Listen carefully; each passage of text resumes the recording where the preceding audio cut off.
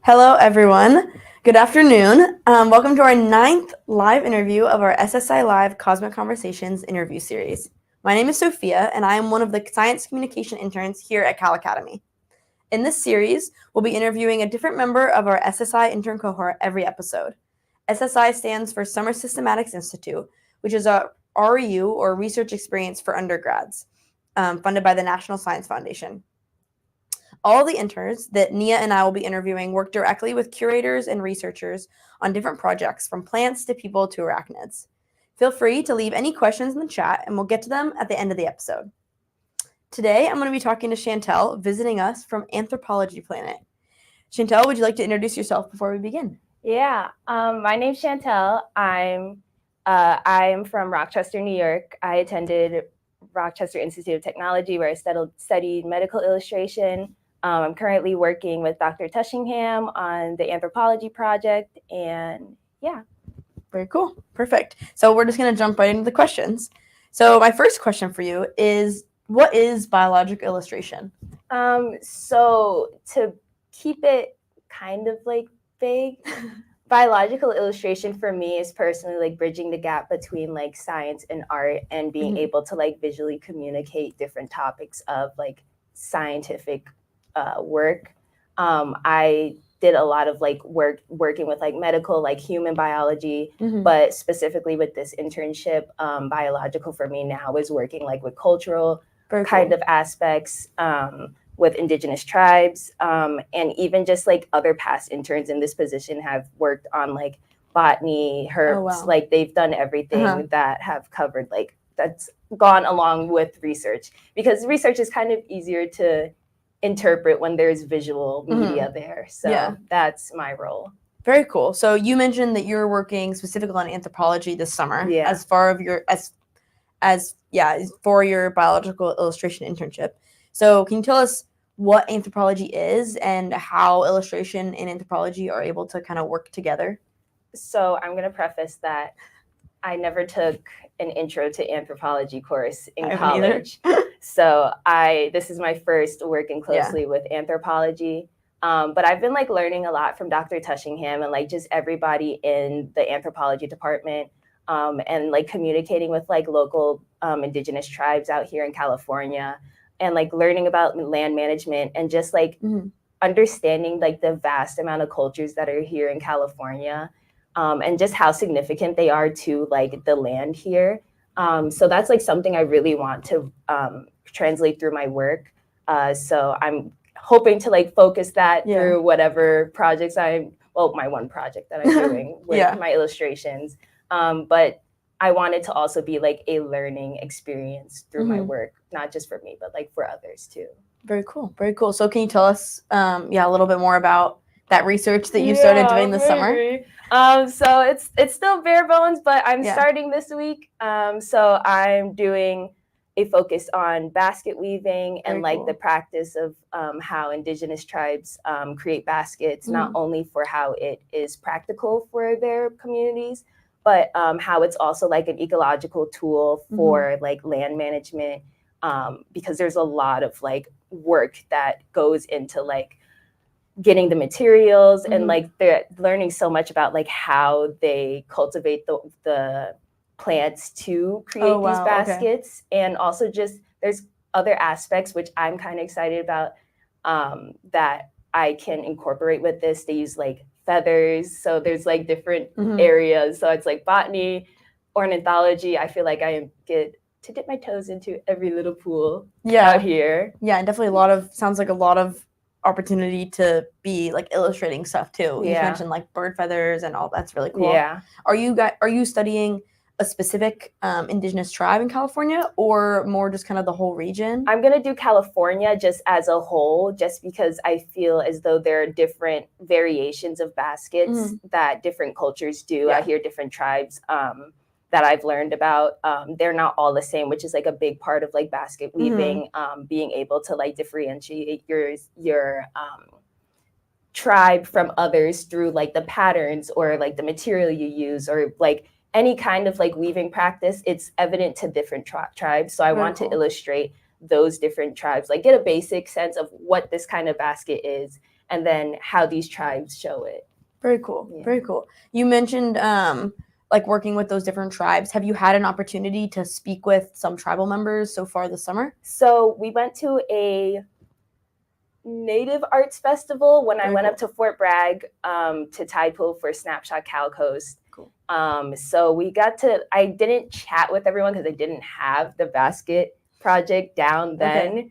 But we did chat with people and like talk to like the indigenous like cultural conservancy, and like they told us we could be in contact with them. Very cool. We do have connections that I can talk to. I haven't talked to them yet, but give me a little bit. And now that you know what your project is, it'd be easier to kind of like direct those questions. Yeah, for sure. Very cool. So you mentioned tide pooling at Fort Bragg. We've got a picture of you with the cutest starfish ever.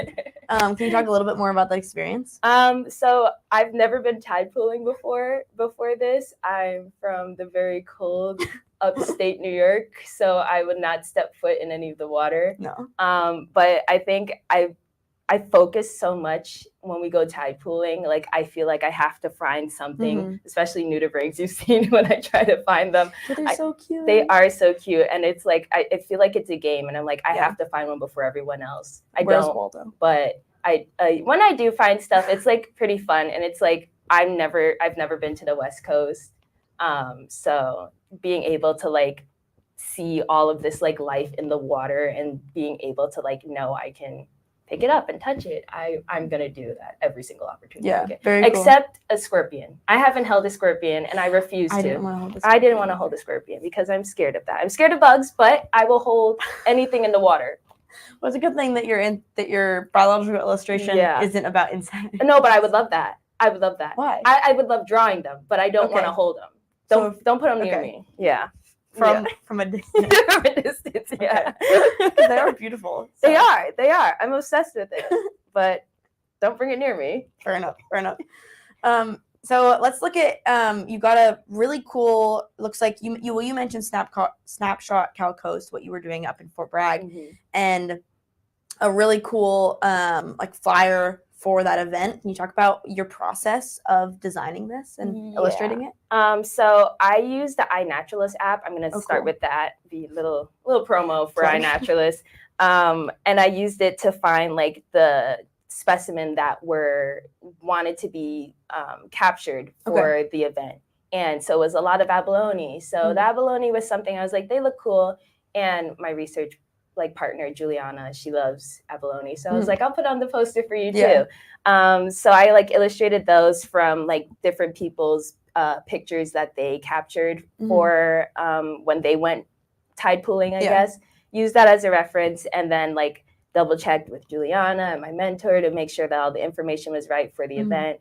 This wasn't really like part of my research project, but more as like, I'm the illustration intern. Can you make a flyer? And I was like, yeah, of course. This looks great on my portfolio. So I did it. So is that flyer, did it get circulated to like bring awareness for the event? Yeah. So especially when we went to the Natives Arts Festival, we gave that to a lot of like indigenous people there. Like we handed it out there and like, hey, this is what we have. And then I also did another flyer, which I didn't send to you, but it's like advertising people to come to collections and like come see the anthropology collection specifically, and like if you want to see stuff from your tribe that you might recognize, we'll let you come. So very cool. Yeah, nice. That's cool that like something that you design, you make can then like be out in the community. That's it's so awesome cool. Seeing it when they hand it out, and I'm like, I made that. Yeah, I'm like me. Yeah, that's really cool. Nice. So it sounds like you had a lot of really like different experiences so far. Really fun.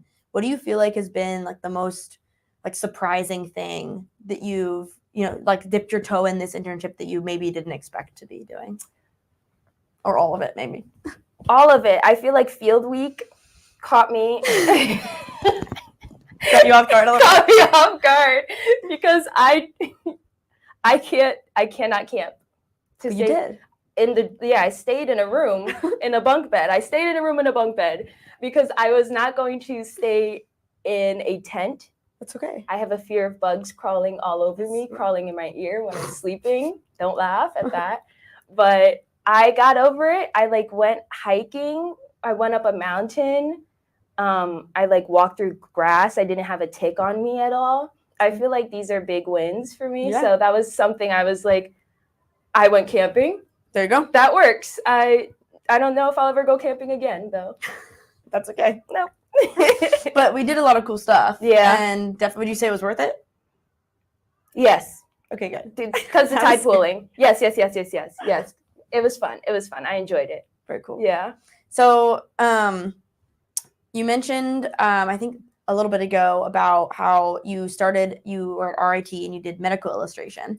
That's obviously pretty different from tide pooling and abalone. What do you feel like kind of inspired you to try biological illustration, to try kind of that new field?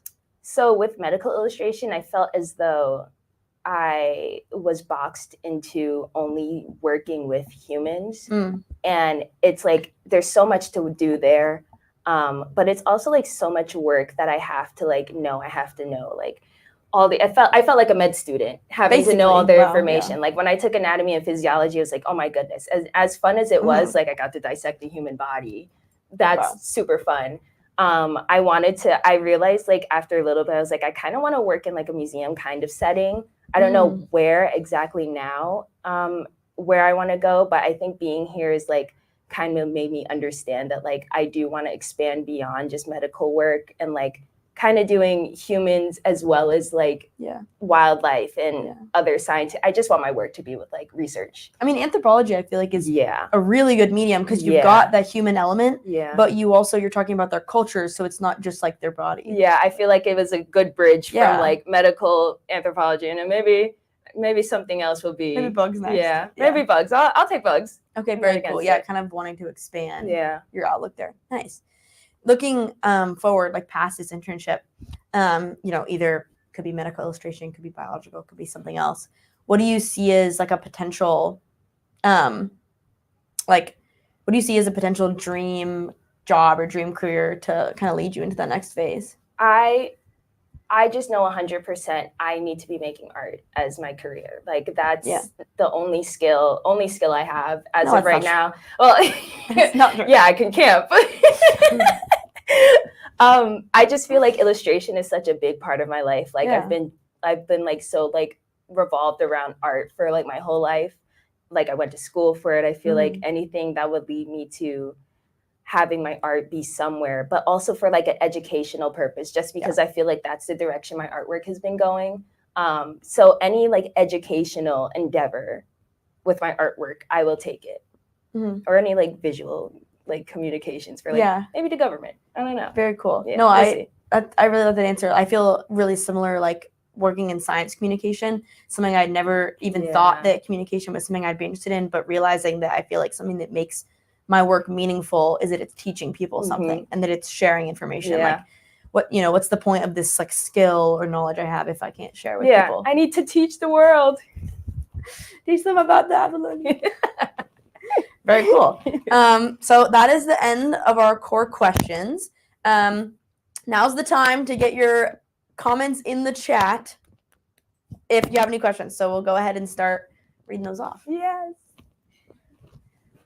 Okay, so our first question is from Neo, and you might have already answered this, but if you had the chance, would you do field week in the tent? No, girl, I am not doing field week in the tent. I feel as though I just can't do a tent. Like I'm too scared. I get cold easily. That's true. I've recently come out as anemic to everybody. I get freezing very quickly, so I need to be like comfy when I go to bed. So I can't do a tent. Sorry, Chanel. Okay, our next question is, do you have anything you want to draw really bad while you're up here? It's a good question. Yeah, from her again. I think aside from like my project, I do want to illustrate. I've already done marine life and we've talked about like entomology, but I feel as though I'd like to do botany at some point. And I feel like I'm going to cross paths with that with my my research for the baskets and like getting the materials of like what are used in the baskets. Like you could, like the specific grass or even like indigenous medicine. So really cool. I'll be going to botany next to illustrate some stuff. So look out for that. Next question is from Ruth. My mom. What is the hardest part of the internship you had to overcome? I think I don't want to say time management because I've been well, maybe I do want to say time management actually. Yeah, because sometimes I'll sit down at my desk and I'm like, all right, time to work. And then I open up TikTok and I know I shouldn't do that. But then I kind of get back to work knowing that I have a few weeks here and I should like probably make the most of it. And like, I want to have a project and a presentation that's up to my standards. So I'm getting better. I'm getting actually like way better with my time management and like focusing. But everyone loves to come chat with me because I have such a gravitating personality to come chat. It's not your fault. No more chatting with me. I have to work, guys. Julia asks, what's your favorite part about your project so far? Oh, I think just seeing the different baskets. I like took some baskets out of collections yesterday and you had to be so careful with them. And even though they were so big and I like knew I wouldn't harm them, I got kind of nervous for like when I get to the really intricate ones. But I'm really interested to see like what I can illustrate from these because I can picture what my work is going to look like, but I wish I could take it out of my head and put it onto like my iPad. So I guess I think the favorite part is probably seeing the outcome, which I don't know if that's enough, but we'll see. Sure. Jacqueline says, what is something you learned to come to like that you never thought you would have during this internship? That's a good question. I can't say camping again. Collections tours? I guess collections tours, yeah. I guess like getting tours and just usually really like observing stuff in a museum. I think I love art museums, but like historical museums and like science museums, I don't really stop to like read every single thing. And I feel like with this internship, I've really like come to the like sense that I can like go through and like learn stuff as I'm like walking through, and I can ask people who are like working here, hey, what's this about? And they're so excited to like tell me, like they're like, yeah, we could set up a meeting very quickly. And it's like any opportunity to learn. It's like I guess I've never been one to seek out those opportunities, but now that it's here, it's like I'm very eager to like learn more about stuff that doesn't even like relate to what my work is. Cancer Fans 88 says, favorite part of the Bay Area? Oh, not the weather. Not the weather, because it's a bit chilly. But actually, I don't like summer, so it's okay. It's been really nice this week. It was nice this week. It's supposed to be nice today. It's like 76 today. I'm going to get boba after this. With Nia. I think my favorite part of the Bay Area has to be, I like roller skating. Like maybe it's like the culture here, but like I just love roller skating, and I do it 3 times a week if I could, but my foot's been hurting kind of recently, so I should hold off. But I think also just the life out here. There's so much, like it feels like New York City, but a little like different. A little different. Roddy Pop says, do you prefer exploring or resting during any downtime you have? I don't think I explore on my downtime. But I would rest on my downtime, not really take a nap. I would go on my iPad and just have my little iPad time. But I do like hanging out with like everybody during my downtime. And like, even if we're not doing anything, I like chatting with everyone to a respectable point. Then I need to isolate myself and be alone. So yeah, the best of both worlds. Yeah, well, lecture. Chanel says, have you bought anything cool or met any interesting people? Bonus, do you love your sister? Answer, yes.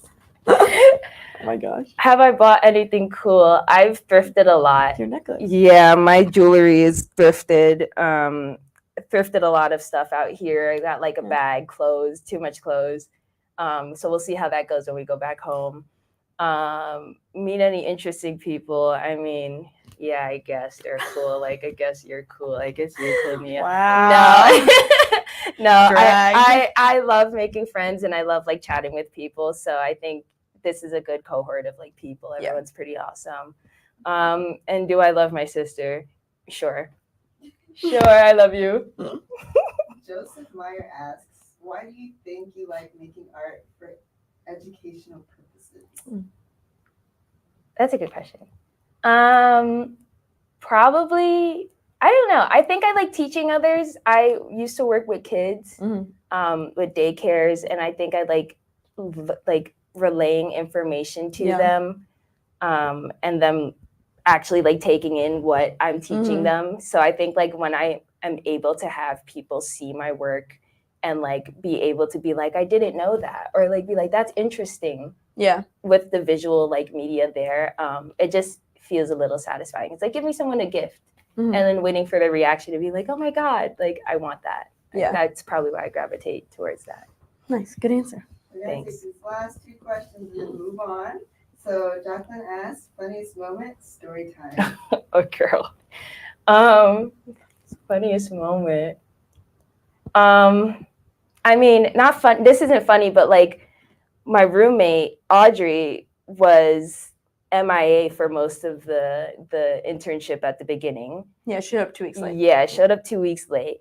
And so we were scrambling around the day she got here to like. Well, she wasn't late. She's on the quarter system. Yeah.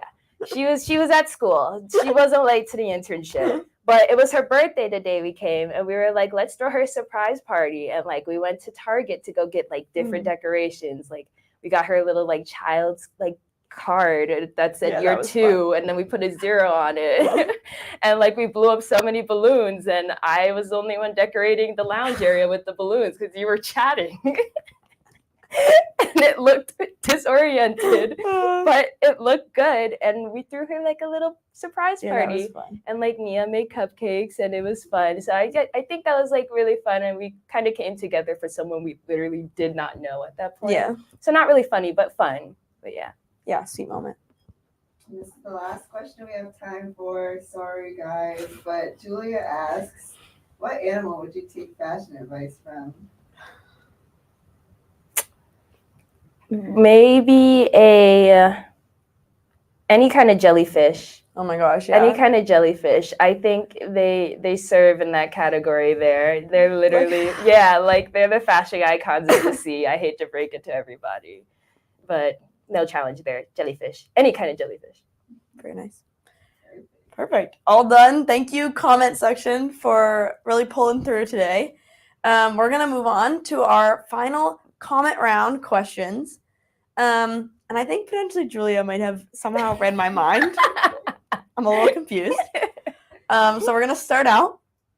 And what fashion trend would this species wear? Okay. Is our section today. Okay. This is perfect. This is perfect for me. How Julia figured out. But first up, we have your favorite animal, the sea otter. My goodness. What fashion trend would the sea otter They would love little vests, quirky little vests. And maybe it's because I'm projecting onto a sea otter, but they would love a vest that has like a funky design on it.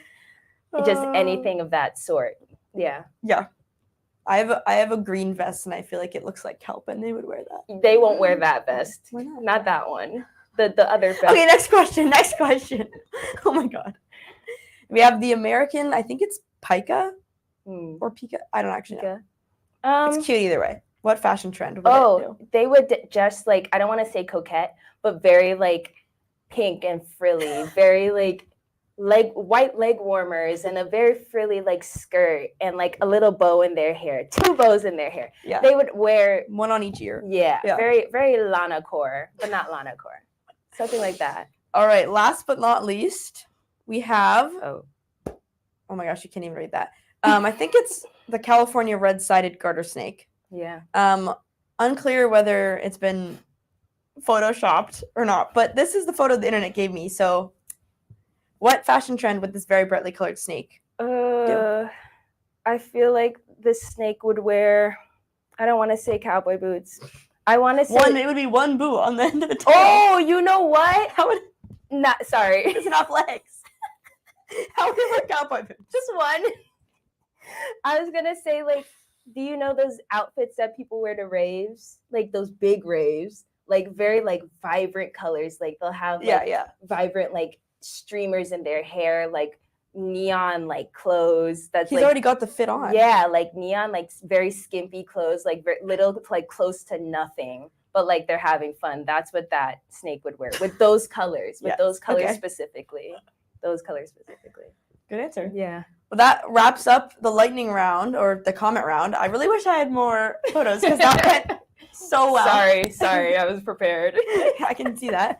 But thank you everyone for tuning in. Thank you for the comments, for all your questions. This wraps up today's Cosmic Conversation. So thank you to Shantel, most importantly, for joining us today. Before we end, we'd like to encourage everyone to follow us on social media, on Instagram at calacademy_SSI. There you can learn more about science and natural history and what the intern cohort is going to be up to this summer. Tune in next Tuesday, I believe, where we're going to be interviewing Haley. Thank you for watching.